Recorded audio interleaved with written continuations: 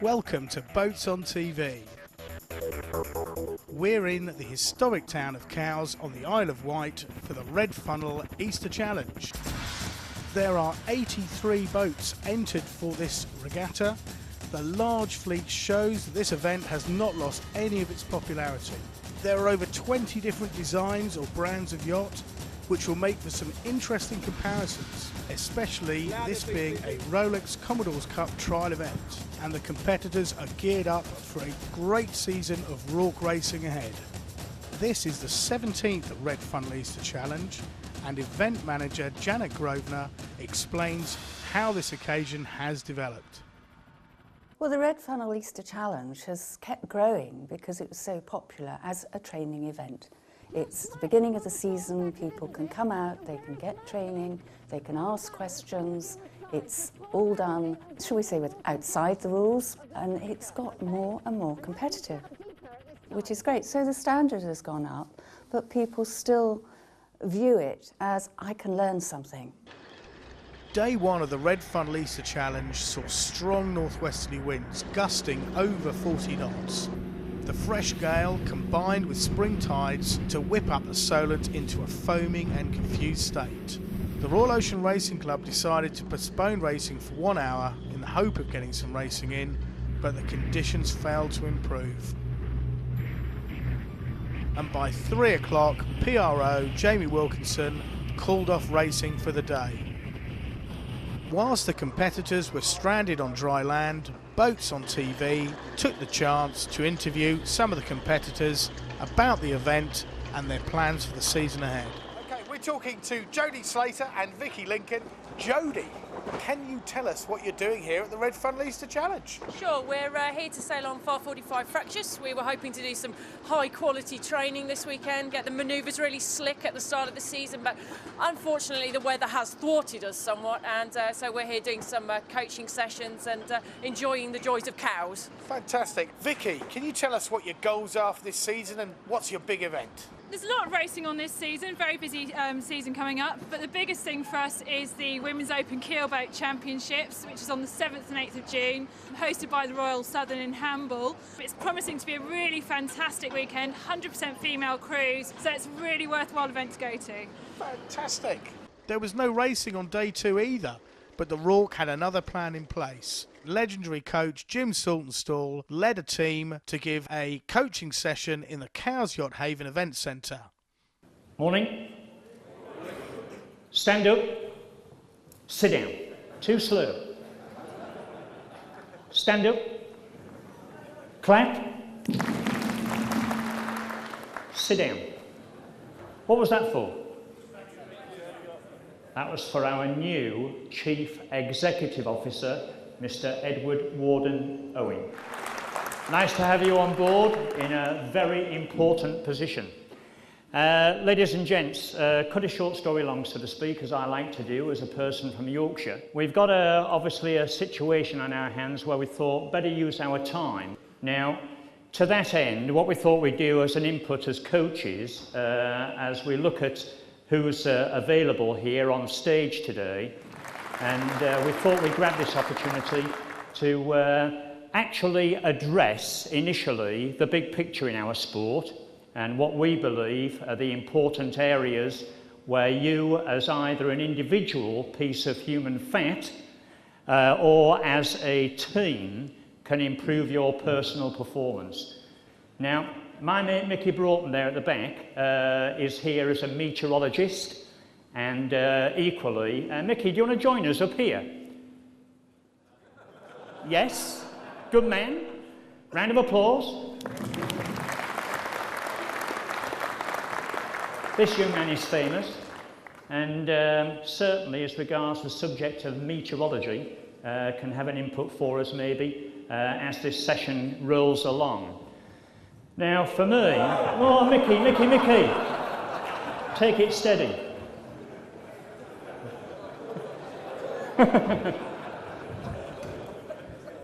Mickey, can I give you the first Easter egg for your troubles? A great pantomime moment there from Mike Broughton, livening up what was already a fantastic chat from legendary Jim Saltonstall.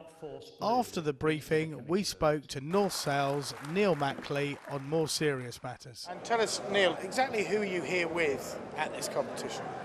I'm here with a boat called Blondie, which is a King 40. It's in the Irish Commodore Cup team. And our goal here, this is our first weekend sailing. We sailed last weekend for the very first time. And the idea of this weekend is to learn the boat, develop it, look at the sails, and move it forward with a goal to winning the Commodore's Cup in July this year. It has been blowing dogs off chains here for 2 days. There hasn't been any racing.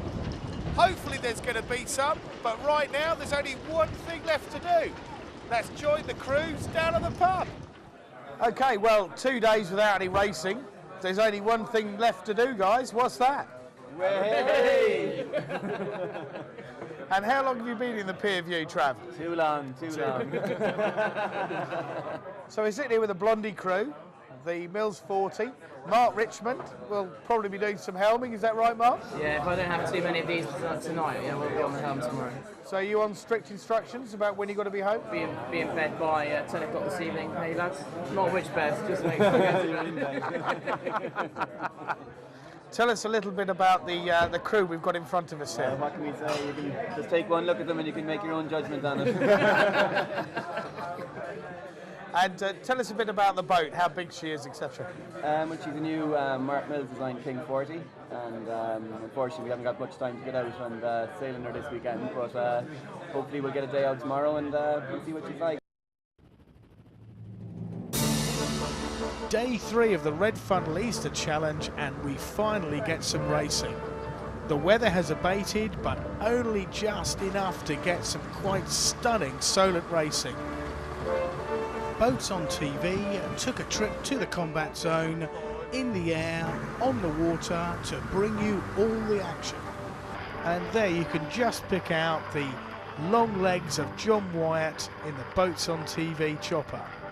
Okay, here we are on the first race of the Red Funnell Regatta. Joining us in the Boats on TV studio is RORC Chief Executive Eddie Warden-Owen.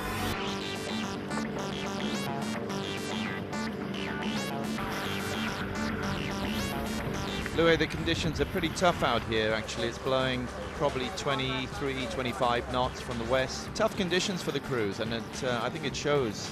Not easy. We're looking at the start of the IRC Super Zero fleet, and this is the first time that 5 TP52s have raced in the Solent.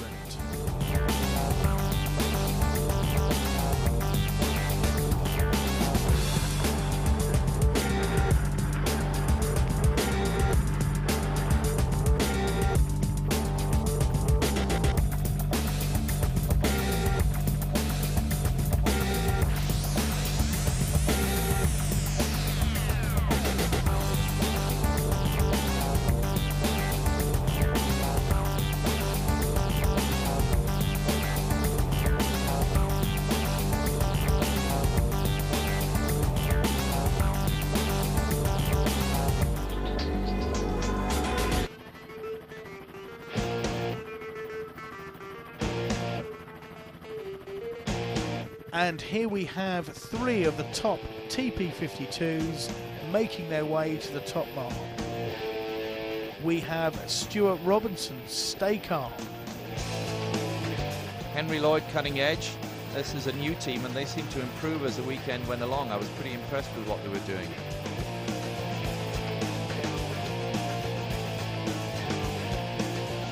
Niklas Zennstrom's ran with a top-notch crew of America's Cup and Volvo Ocean Race sailors.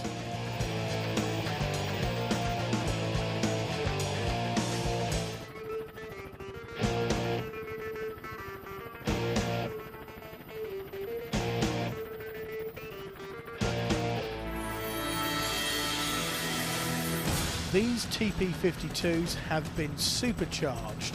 The bowsprit gives them another 30 square metres of spinnaker and they explode downwind.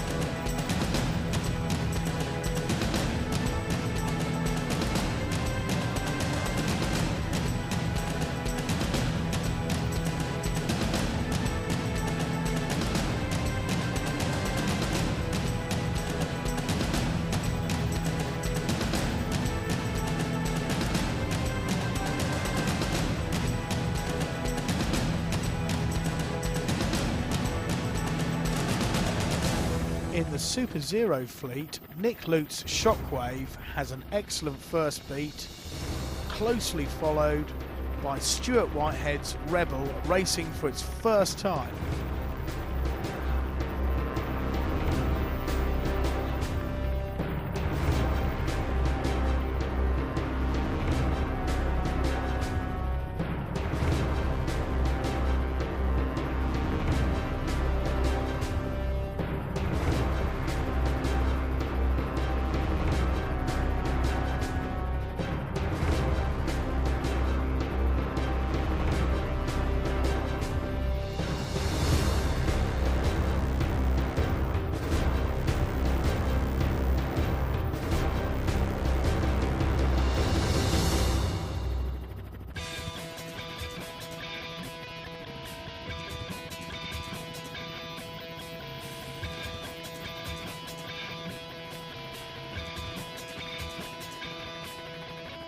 And Ran is literally lighting up the Solent at warp speed downwind. And this is where you can see the problems when you get a compressed fleet. They have to pick their way through the windward boats. The speed differential is huge and the potential for a collision is pretty high.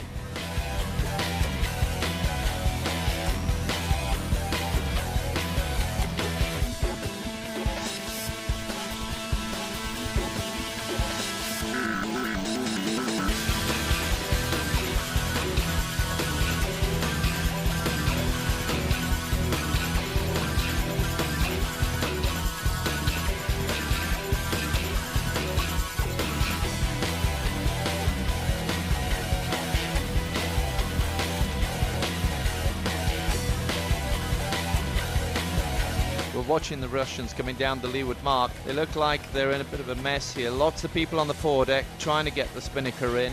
They've got a small opportunity to get it in. They could do it. No, it's gone in the water. Now they've got to jibe back and go around the leeward mark, and this is a pretty tricky maneuver, especially with the spinnaker in the water, getting all over the boat. And they've got a bonner around the forestay. You'll see when we pan away what the bonner is all about. Yeah, I think while we've got a moment with the Russian crew, just to explain, a bonner is named after a bowman called Nick Bonner, who is famous for having completed this manoeuvre for the very first time, but I doubt if he's very proud of it. As you can see, the top of the jib's twisted.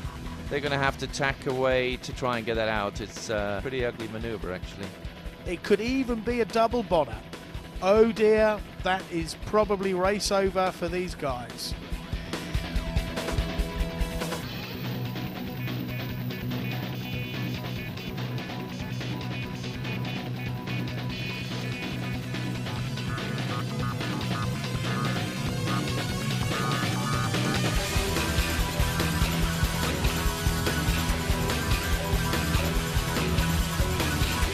Here we have the Class 0 fleet at the bottom mark, with Shockwave getting it all wrong. That is not the way to drop your spinnaker. That's probably a better way of getting a couple of ton of mackerel. As you can see, Rebel gets taken out by Shockwave here. They can't round the mark, Shockwave are in the way. But Sean Froelic's Exabyte 4 with an early kite drop stays out of trouble, rounds the mark and passes both of the boats.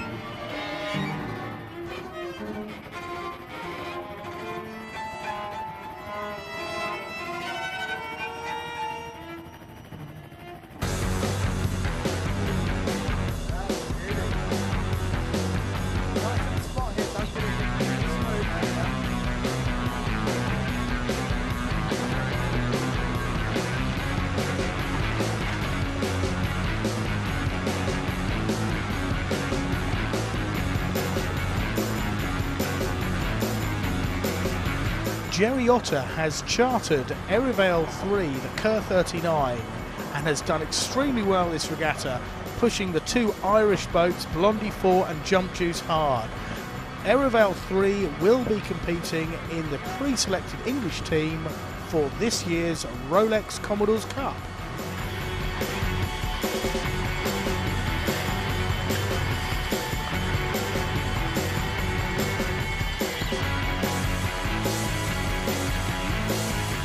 It's very early in the season, and even a top-class crew on the TP52 Ran can't get it 100%.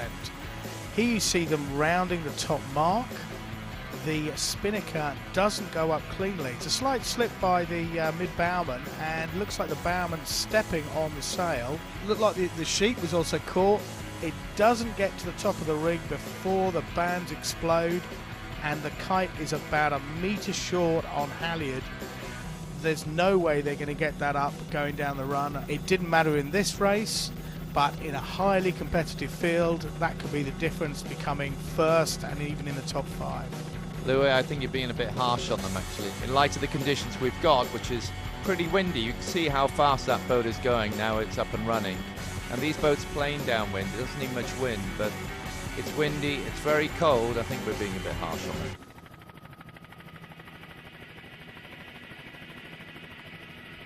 You can see here from this picture too, the conditions aren't that perfect, and this is exactly the same time as we were looking from the helicopter.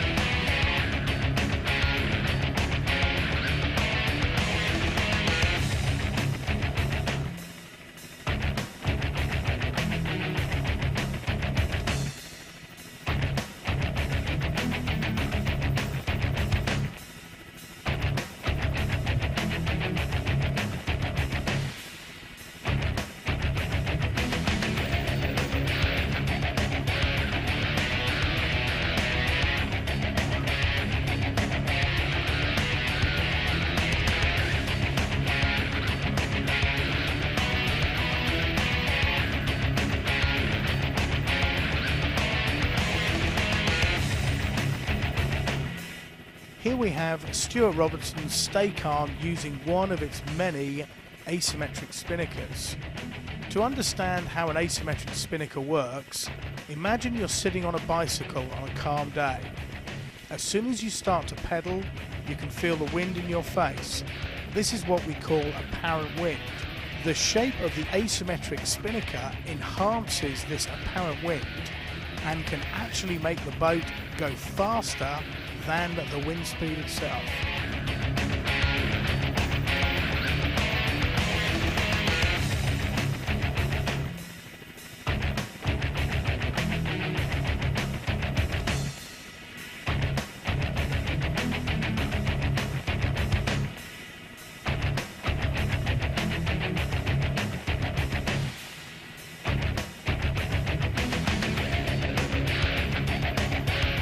In IRC Super Zero, Niklas Zennstrom's Ran was the winner by over 5 minutes on corrected time. However, other boats didn't fare as well. Probably Paul Kelsey's runaway bus quarter tonner coming off the worst, losing its rig without completing a race.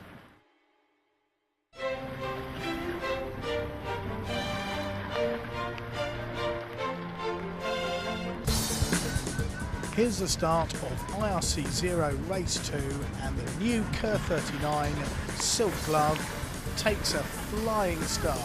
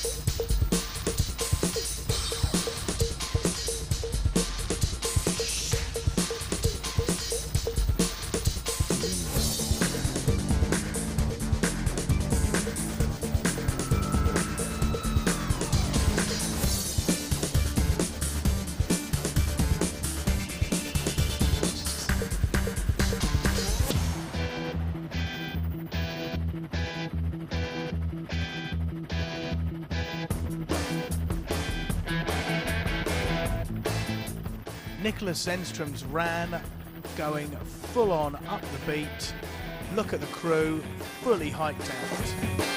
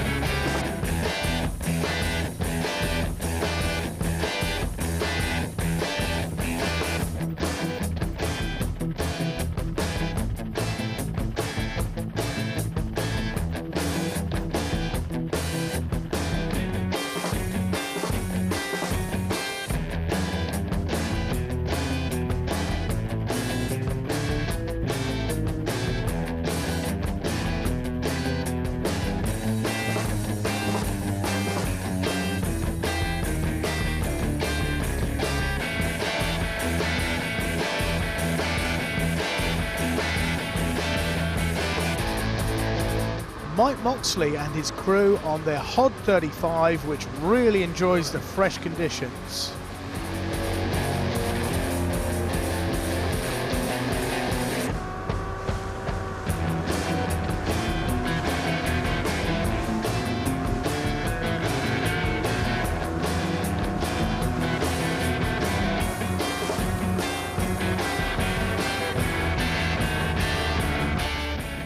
Here we have the Far 45 Fortis XL going boat on boat with Swan 45 Fever, and Silk Glove, the Kerr 39, is going to cut it really fine across these two boats. That's what we mean about having to look out for boats all around you in a compressed fleet. Two completely different styles of boat here. Fever's probably going to have the better of Fortis on the beat, but as soon as they get round the top mark, Fortis XL has a lot of downwind speed.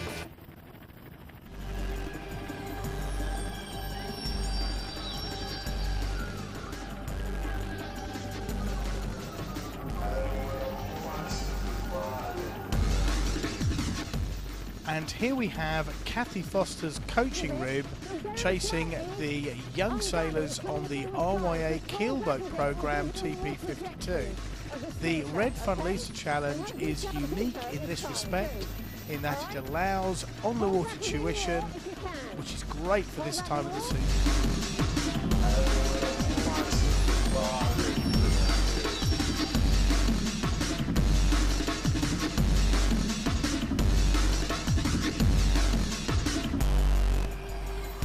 And the Russian TP52 Valars has recovered from their Bonner in race 1 and are pushing Ran hard up the beat.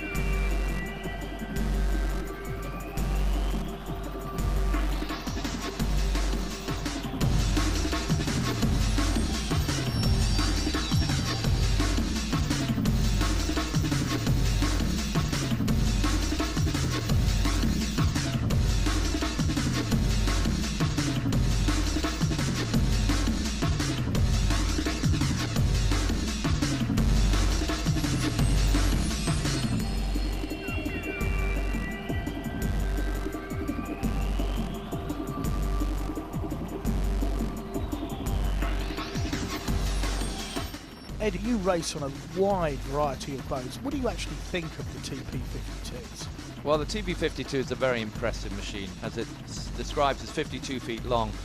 You can see from this picture here that they're pretty basic in terms of fitting layout. It's absolute minimum weight, all up weight, and they're terrifically fast downwind.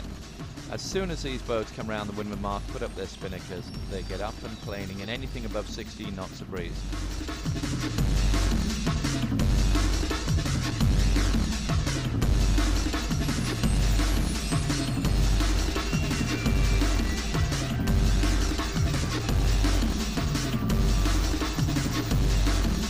They're exciting to sail, they're fun to sail, and with the bowsprit and the big spinnaker, they fly downwind.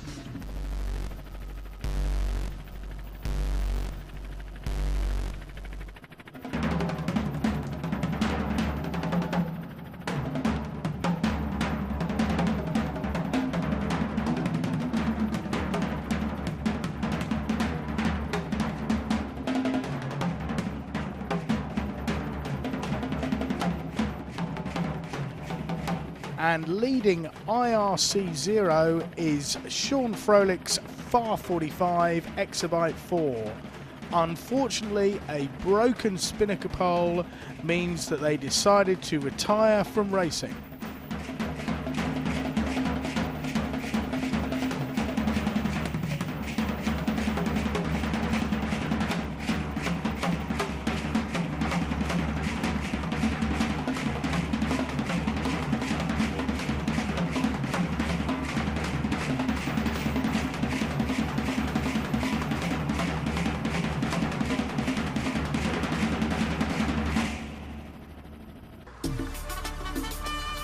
Nick Haig's DK46, dark and steamy, having a much better second race, having been minutes late for the start of race 1.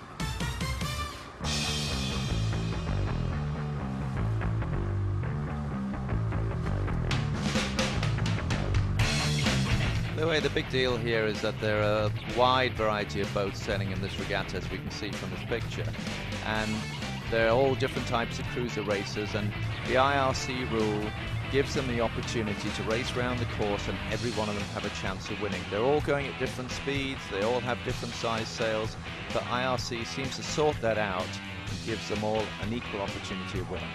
Yeah, I think that's very true, Eddie. I mean, everybody has a complaint about their handicap, but at the end of the day, when you see a top-class fleet, it's usually seconds that separate the top boats on corrected time, which is an indication that the handicap system is pretty fair.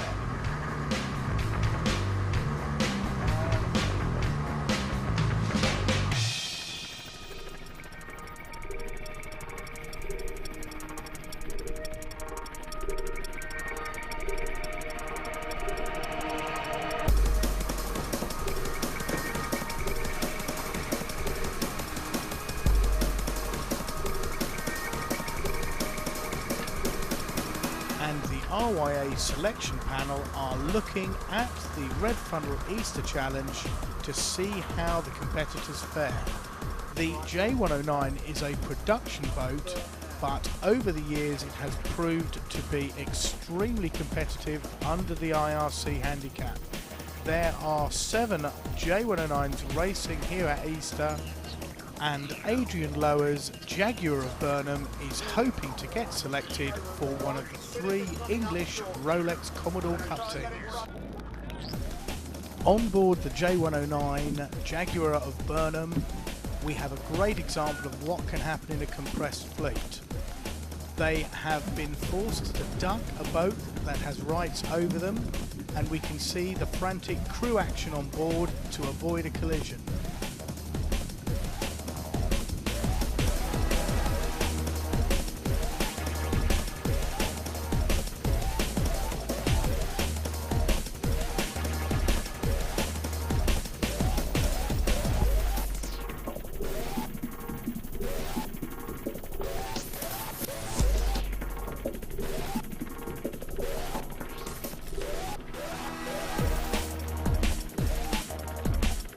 Here we have a group of boats coming up to the top mark and concentrate on the second group of 3.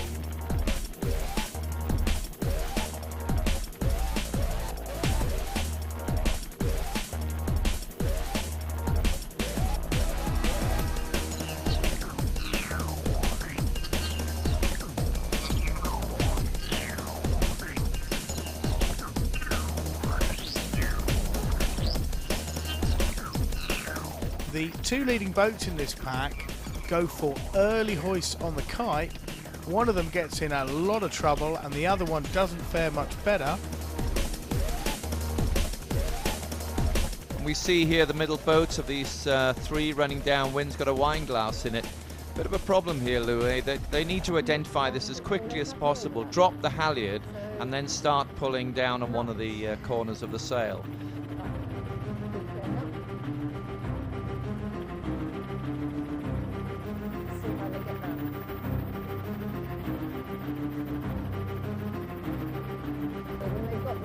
Issue here that they've got a boat on the inside envelope.